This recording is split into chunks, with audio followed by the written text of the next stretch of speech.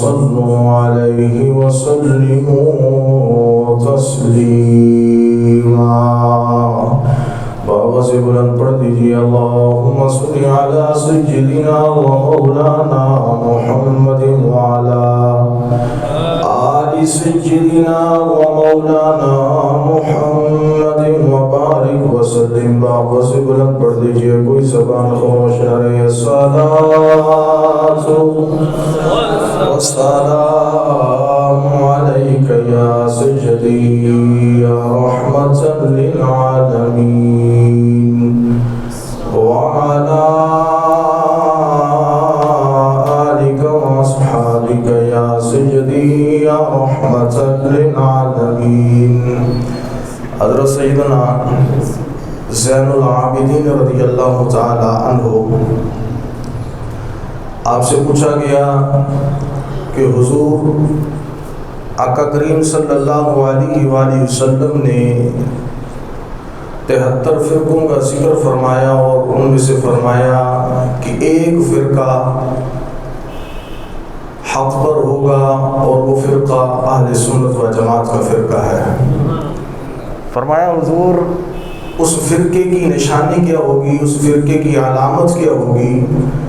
تو حضرت سیدنا امام زین العابدین رضی اللہ تعالی عنہ نے فرمایا اس فرقے کی علامت اور نشانی یہ ہوگی کہ وہ اپنے محبوب پر، اپنے نبی پر کثرت سے درود و سلام پڑھتے ہوں گے۔ تو بابا سے بلند پڑھ دیجیے، جمعہ کا دن ہے اور جمعہ کے دن حدیث پاک کا مفہوم ہے کہ حضور نے فرمایا جو میرا امتی مجھ پر جمعہ کے دن درود و سلام پڑھتا ہے میں اس کا درود سنتا بھی ہوں اور اس کے سلام کا جواب بھی عطا کرتا ہوں۔ تو بابا سے بلند پڑھ دیجیے، گونج آ جانی چاہیے۔ الصلاۃ والسلام علیک یا سیدی یا رحمۃ للعالمین وعلی صحابك يا سيدي يا شفيع المذنبين۔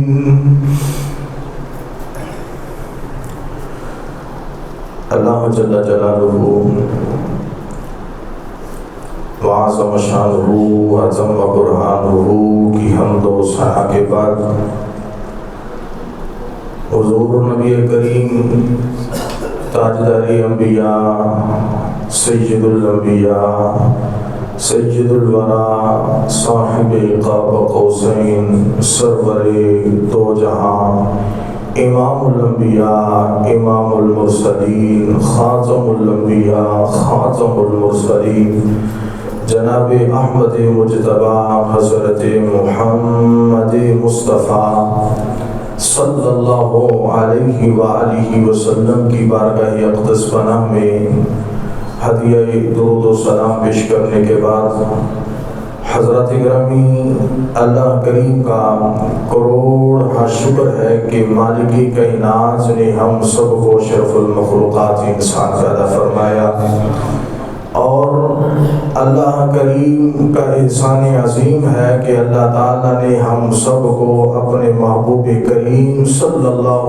علیہ وآلہ وسلم کی امت میں پیدا فرما کر حضور کا امتی ہونے کا شرف عطا فرمایا۔ نعرہ تکبیر، نعرہ تکبیر، نعرہ رسالت، نعرہ حیدری، نعرہ غوثیہ، جامعہ مسجد ہمارے لاسانی زندہ باد۔ حضرت گرامی، ماہ صفر المظفر یہ مہینہ خاص اللہ کے اولیاء کے ساتھ ہے، کیونکہ اس مہینہ کے اندر کثیر تعداد کے اندر اولیاء عظام کا وصال ہوا اور ان کے اعراس مبارک منعقد ہوتے ہیں۔ اس حوالے سے گزشتہ سے وابستہ جمعے کچھ آپ حضرات کے سامنے عرض کیا تھا، تو پچھلے جمعے قدرت کی طرف سے دن ایسا آ گیا کہ موضوع چینج کر کر ختم نبوت پر گفتگو کرنی پڑی، تو انشاءاللہ آج بھی اولیاء اللہ کے حوالے سے گفتگو کروں گا، کیونکہ اس مہینے کے اندر حضرت داتا علی حجویری، حضرت پیر شیخ احمد سرہندی رحمۃ اللہ علیہ، اس کے علاوہ پیر میر علی شاہ صاحب اور دیگر کئی اولیاء کرام کے اعراض مبارک منعقد ہوتے ہیں۔ اللہ تعالیٰ سے دعا ہے اللہ تعالیٰ مجھے حق گوئی کی توفیق عطا فرمائے اور ان اولیاء ان صوفیاء کے نقش قدم پر چلنے کی توفیق عطا فرمائے۔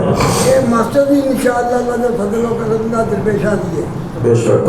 انشاءاللہ خطبہ کے اندر سورہ تین کی ابتدائی آیات تلاوت کرنے کا شرف حاصل کیا۔ یہ سورہ مبارکہ مکی صورت ہے اور نزول کے اعتبار سے یہ 25ویں نمبر پر یہ سورہ کریمہ نازل ہوگی۔ اس کے آغاز میں اللہ رب العزت نے 4 قسمیں اٹھائی ہیں اور اس کے بعد اللہ تعالیٰ نے انسان کی عظمت کو بیان فرمایا ہے۔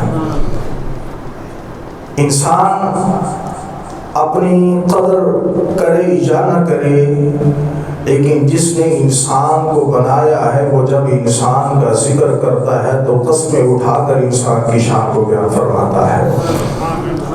انسان ہم خود اپنی قدر کرے یا نہ کرے، اپنی قیمت پہچانے یا نہ پہچانے، خالق کائنات انسان کا ذکر قسمیں اٹھا کے کر رہا ہے۔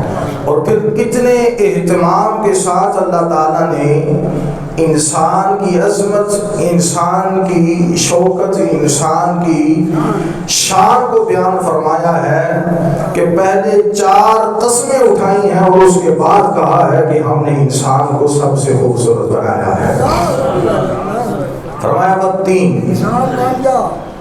اور قسم ہے انجیر کی، والزیتون، اور زیتون کی قسم ہے، وطور سینین، اور طور سینہ کی قسم ہے، وہذا البلد الامین، اور اس امن والے شہر مکہ کی قسم ہے۔ کتنی قسمیں اٹھائی؟ 4 قسمیں اٹھائی۔ تو جو اللہ تعالیٰ نے آسمان سے کتابیں نازل فرمائی ان کی تعداد کتنی ہے؟ 4۔ تو اس سورہ مبارکہ کی تفسیر کرتے ہوئے مفسرین نے لکھا ہے کہ یہ 4 قسمیں دراصل ان 4 علاقوں کی قسمیں ہیں جہاں اللہ تعالیٰ نے 4 آسمانی کتابیں نازل فرمائی ہیں۔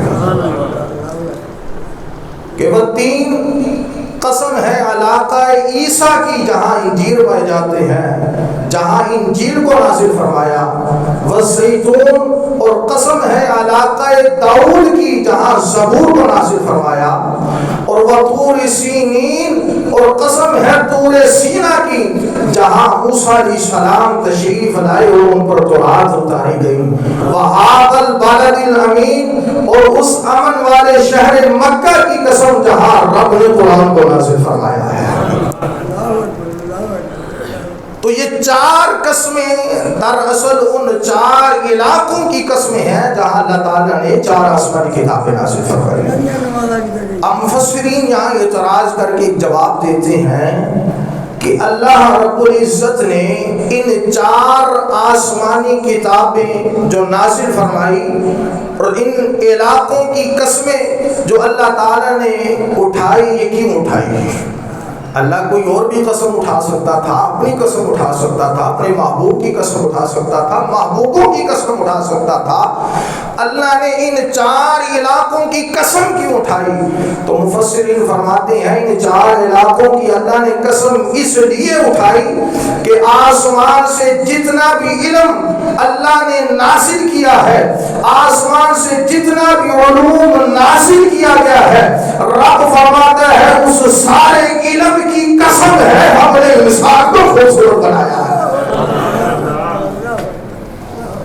ہم نے انسان کو خوبصورت بنایا ہے. لقد خلقنا الانسان فی احسن تقویم. یہ احسن تقویم اس میں تفضیل کا صیغہ ہے. اس میں تفضیل اس کو کہتے ہیں کہ جس کے معنی کے اندر اضافت پائی جاتی ہے. تو اس احسانی تقویم کے اندر اضافت پائی جا رہی ہے کہ احسانی تقویم کہ سب مخلوقات میں جتنی بھی مخلوقات ہیں اللہ تعالیٰ نے سب مخلوقات میں انسان کو خوبصورت پیدا فرمایا. بڑی شان انسان دی. تو انسان اللہ تعالیٰ نے روح اور جسم ان دونوں کو ملا کر انسان کو وجود عطا فرمایا. روح اور جسم یہ دو چیزیں ملی تو انسان کو وجود ملا. بات سمجھنے والی ہے, ذرا غور سے سنیے گا کہ انسان جسم اور روح کے ذریعے بنا ہے اور ان دونوں کو ملا کر اللہ تعالیٰ نے انسان کو بنایا ہے. اور پھر انسان کو اللہ تعالیٰ نے ہر وہ چیز عطا فرمائی ہے. انسان کے اندر اللہ تعالیٰ نے ہر وہ چیز رکھی ہے جو کسی اور مخلوق کے اندر نہیں رکھی. شعور ہے, عقل ہے, خواہشات ہیں, تخیل ہے, وجدان ہے, قلب ہے, دل ہے.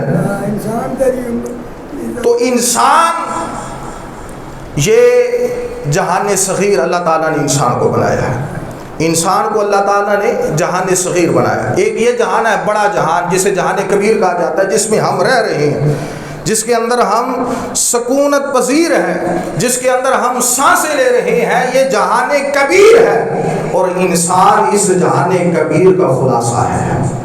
امام غزالی رحمۃ اللہ علیہ نے اس کو بڑی تفصیل کے ساتھ لکھا ہے کہ ایک جہان کبیر ہے اور ایک جہان صغیر ہے. جہان کبیر یہ ہے جس کے اندر ہم رہ رہے ہیں, سانسیں لے رہے ہیں, اور جہان صغیر وہ ہے جو انسان ہے. تو انسان جہان صغیر ہے. مثال کے طور پہ آپ کو سمجھاتا ہوں کہ جہان کبیر کے اندر بارش آتی ہے, بارش نازل ہوتی ہے, انسان کے جسم سے پسینہ نکلتا ہے. جہان کبیر کے اندر درخت ہیں, انسان کے جسم سے بال اگتے ہیں. جہان کبیر کے اندر پہاڑ ہے, انسان کے منہ کے اندر اللہ تعالیٰ نے دانت رکھے ہیں. تو اس جہان کے اندر جسے جہان کبیر کہا جاتا ہے, اس جہان کے اندر عرش ہے اور اللہ تعالیٰ نے انسان کے سینے میں دل رکھا ہے. تو انسان جہان کبیر کا خلاصہ ہے. تو اب یہ بات لکھنے کے بعد امام غزالی فرماتے ہیں کہ اگر ایک انسان جب اللہ کی بارگاہ میں جھکتا ہے, اللہ کی بارگاہ میں سر سجدے میں رکھتا ہے, اللہ کی بارگاہ میں اپنا سر جھکاتا ہے, تو ساری کائنات اللہ کی بارگاہ میں جھک جاتی ہے. کیونکہ انسان جہان کبیر کا خلاصہ ہے. تو جب ایک انسان اللہ کی بارگاہ میں جھک جاتا ہے تو ساری مخلوق, پوری کائنات اللہ کی بارگاہ میں جھک جاتی ہے. تو اس لیے ہمیں اپنا علم بھی ہونا چاہیے, اپنے بارے میں بھی معلوم ہونا چاہیے کہ ہم کیا ہیں. اللہ نے ہمیں انسان بنایا, ہماری مقصد تخلیق کیا ہے. ہمیں اللہ نے انسان بنایا تو کیوں بنایا, اپنے بارے میں بھی انسان کو جاننا چاہیے, پہچاننا چاہیے. کیوں؟ اس لیے کہ من عرف نفسہ فقد عرف ربہ.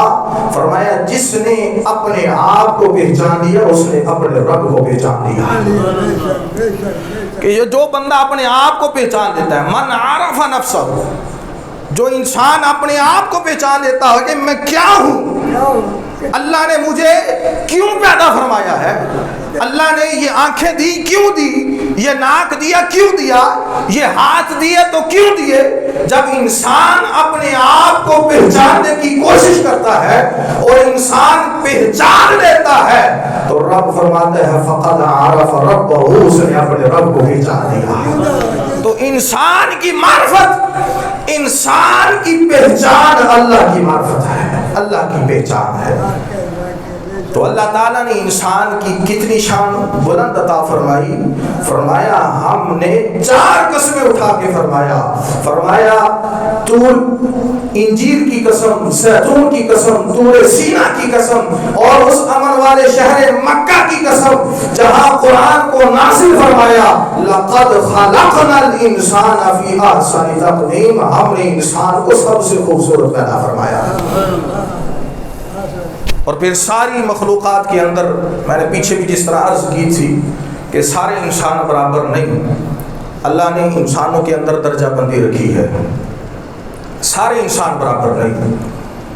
تمام انسانوں میں جو اہل اسلام ہیں، اہل ایمان ہے، یہ باقی تمام انسانوں سے افضل ہے، شان والے ہیں، عظمت والے ہیں.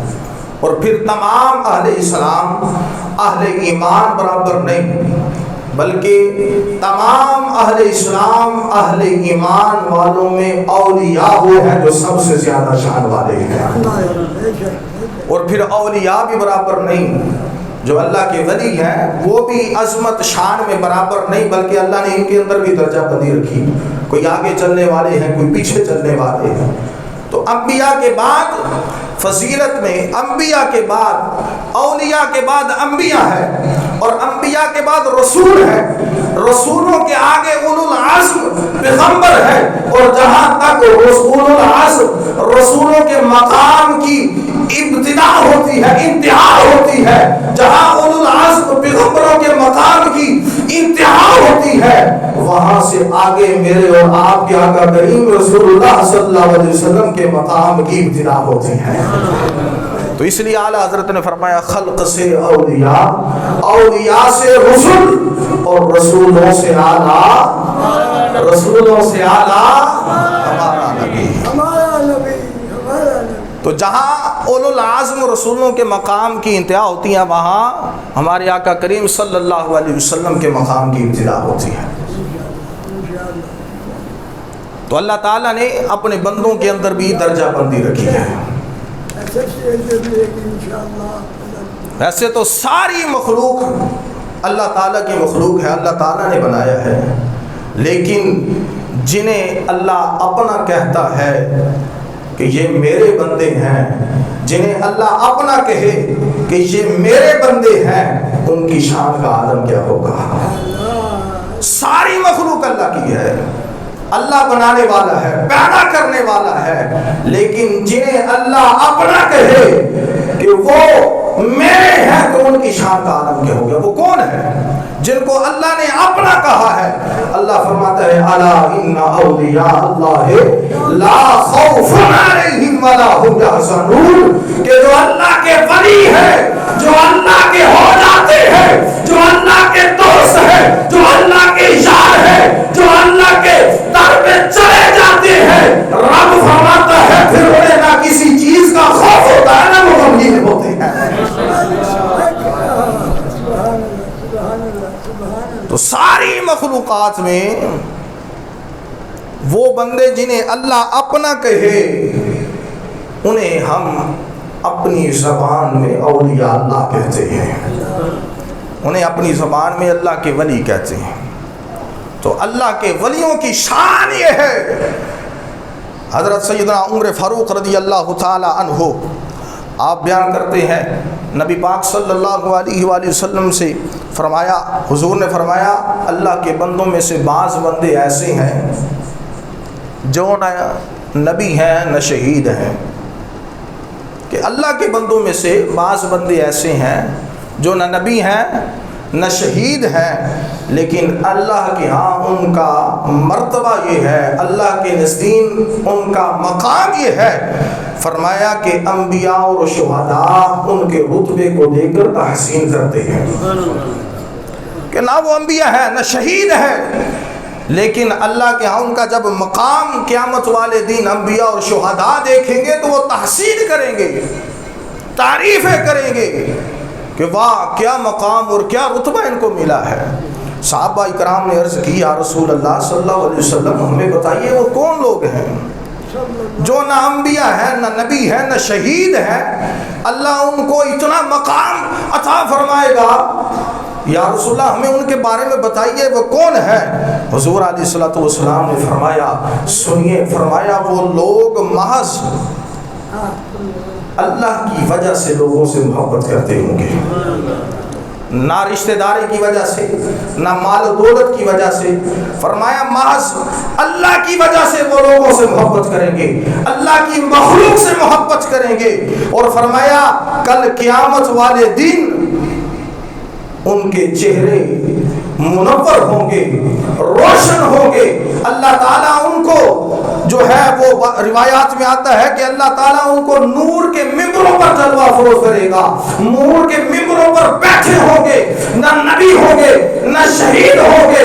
پھر فرمایا اس وقت جب ساری کائنات غم میں مبتلا ہوگی، ساری کائنات خوف میں مبتلا ہوگی، فرمایا انہیں کسی چیز کا خوف نہیں ہوگا، جب سارے غم میں ہوں گے ان اللہ کے دوستوں کو، ان اللہ کے بندوں کو نہ خوف ہوگا۔ پھر میرے نبی نے یہ آیت کریمہ تلاوت فرمائی کہ الا ان اولیاء اللہ لا خوف علیہم ولا هم یحزنون، کہ خبردار بے شک جو اللہ کے ولی ہے نہ انہیں کسی چیز کا خوف ہوگا نہ وہ غم کرے گا۔ تو یہ اللہ کے ولیوں کی شان ہے۔ میں پچھلے جمعے بھی حدیث قدسی بیان کی کہ حضور نے فرمایا کہ انسان نوافل کے ذریعے اللہ کا قرب حاصل کرتا ہے، یعنی کہ فرائض کی ادائیگی کے بعد جب انسان نوافل کا اہتمام کرتا ہے، نوافل پر دوام اختیار کرتا ہے، ہمیشگی اختیار کرتا ہے، تو اللہ تعالیٰ اسے اپنا قرب عطا فرما دیتا ہے۔ تو اللہ کے ولی ہوتے ہی وہ ہیں جنہیں اللہ اپنا قرب عطا فرما دیتا ہے، جو اس مقام پر فائز ہوتے ہیں جس مقام پر عام لوگوں کی سوچ اور عام لوگوں کی عقل نہیں پہنچ سکتی، اللہ کریم نے ان کو اس مقام پر فائز کیا ہوتا ہے۔ اور یہ مقام کب ملتا ہے؟ جب وہ اللہ کریم کی عبادت کرتے ہیں، مجاہدات کرتے ہیں، ریاضات کرتے ہیں، محنت و مشقت کرتے ہیں، مخلوق خدا سے کٹ آف ہو کر مخلوق خدا سے اپنے آپ کا تعلق ناتا جوڑ کر صرف رب سے لو لگا دیتے ہیں، رب انہیں پھر دنیا کے اندر اتنا مقام عطا فرماتا ہے کہ جب وہ اس دنیا سے چلے بھی جائیں تو ان کے جانے کے بعد بھی لوگ ان کو یاد کرتے ہیں۔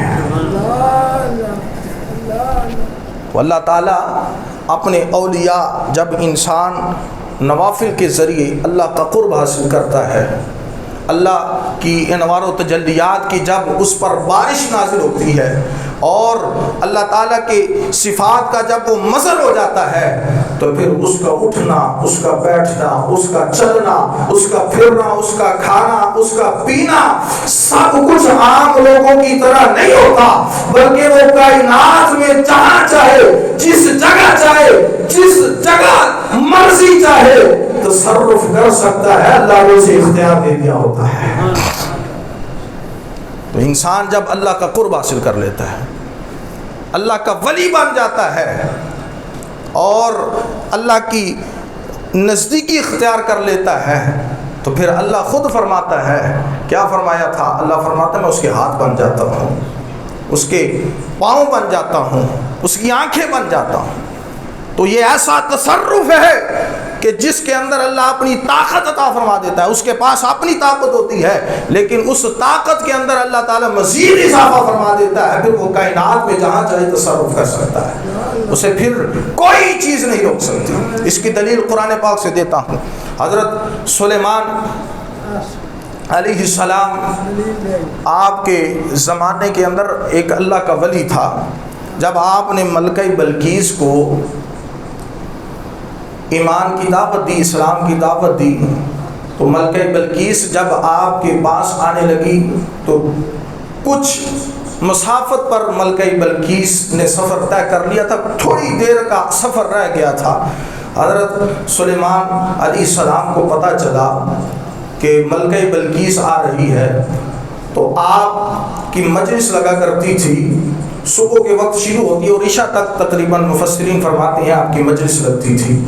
آپ نے مجلس کے اندر اعلان کیا اعلان کیا فرمایا ملکہ بلقیس آ رہی ہے، اور اس کا کون ہے جس کے پاس اتنی طاقت ہے کہ ملک صنعاء جس جگہ ملکہ بلقیس یمن کے اندر رہتی تھی وہاں سے اس کا تخت لے کر آئے۔ اب اعلان عام ہو گیا، آپ کو اللہ تعالیٰ نے پوری کائنات کی بادشاہی عطا فرمائی تھی۔ حضرت سلیمان علیہ السلام کو اللہ تعالیٰ نے حضرت سلیمان علیہ السلام کے تابع ہوا بھی کی تھی، پانی بھی آپ کے تابع تھا، اور جن بھی آپ کے تابع، درخت بھی آپ کے تابع، ہر چیز حضرت سلیمان علیہ السلام کے تابع تھی۔ آپ جس کو حکم دیتے آپ کے حکم کی تکمیل کیا کرتی تھی۔ آپ نے اعلان کیا، آپ کی مجلس میں جن بھی تھے، انسان بھی تھے، اعلان ہو گیا کہ ملکہ بلقیس کا تخت کون لے کر آئے گا؟ قرآن کہتا ہے ایک جن اٹھا جس کا نام عفریت تھا، اس نے کہا قال عفریت من الجن انا آتیک به قبل ان تقوم من مقامک، حضور یہ کام میں کرتا ہوں، وہ تخت بلقیس میں لے کر آتا ہوں۔ فرمایا تجھے پتا ہے وہ تخت بلقیس کہاں ہے، کتنا دور ہے، کس جگہ ہے، کہاں ہے، کتنی پابندیوں کے اندر، کتنی کوٹھریوں کے اندر بند ہے؟ فرمایا ایک مہینہ جاتے ہوئے لگتا ہے، ایک مہینہ آتے ہوئے لگتا ہے، اور وہ تخت کوئی ڈبیا نہیں یا کوئی ماچس کی ڈبیا نہیں جس کو جیب میں ڈال کر لے جایا جائے، بلکہ فرمایا وہ تخت اتنا بڑا تخت ہے کہ 80 ہاتھ لمبا، 80 ہاتھ چوڑا، اور جوہرات، سونا، چاندی، دیگر جوہرات کے ساتھ مسجل ہے، اتنا وزنی وہ تخت ہے۔ فرمایا تو کتنی دیر تک لا سکتا ہے؟ اس عفریت نامی جن نے کہا قال عفریت من الجن انا آتیک به قبل ان تقوم من مقامک، حضور آپ کی مجلس ختم ہونے سے پہلے وہ تخت میں آپ کے پاس لے آؤں گا۔ بڑی بات کر دی تھی کہ وہ تخت اتنی جلدی آپ کے پاس لے آؤں گا، لانا بھی اتنی دور سے تھا، لیکن حضرت سلیمان علیہ السلام نے فرمایا نہیں، مجھے اس سے پہلے چاہیے، اس سے بھی پہلے چاہیے، تو پتہ نہیں کب لائے گا۔ وہ جن نے بہت بڑا دعویٰ کیا تھا کہ مجلس ختم ہونے سے پہلے لے آؤں گا، لیکن آپ نے کہا نہیں، مجھے اس سے بھی پہلے چاہیے، اس سے بھی قبل چاہیے۔ پھر اس مجلس میں سے وہ تھا جس کو کتاب کا علم تھا، جو آپ کی امت کا ولی تھا، اس نے ہاتھ کیا کھڑا، قال الذی عنده علم من الکتاب انا آتیک به قبل ان یرتد طرفک الیک۔ فرمایا حضور یہ کام میرے سپرد کیجیے، میں لے کر آتا ہوں۔ فرمایا جن یہ دعویٰ کر رہا ہے کہ مجلس ختم ہونے سے پہلے وہ تخت لے آؤں گا، تو کب تک لے کر آئے گا؟ اس اللہ کے ولی نے کہا حضور میں یہ دعویٰ نہیں کرتا کہ مجلس ختم ہونے سے پہلے لے آؤں گا یا چند گھنٹوں میں لے آؤں گا۔ فرمایا نہیں، قبل ان یرتد الیک طرفک، اے اللہ کے نبی آپ آنکھ بند کر کے آنکھ کھولیں گے، تخت بلقیس آپ کے سامنے ہوگا۔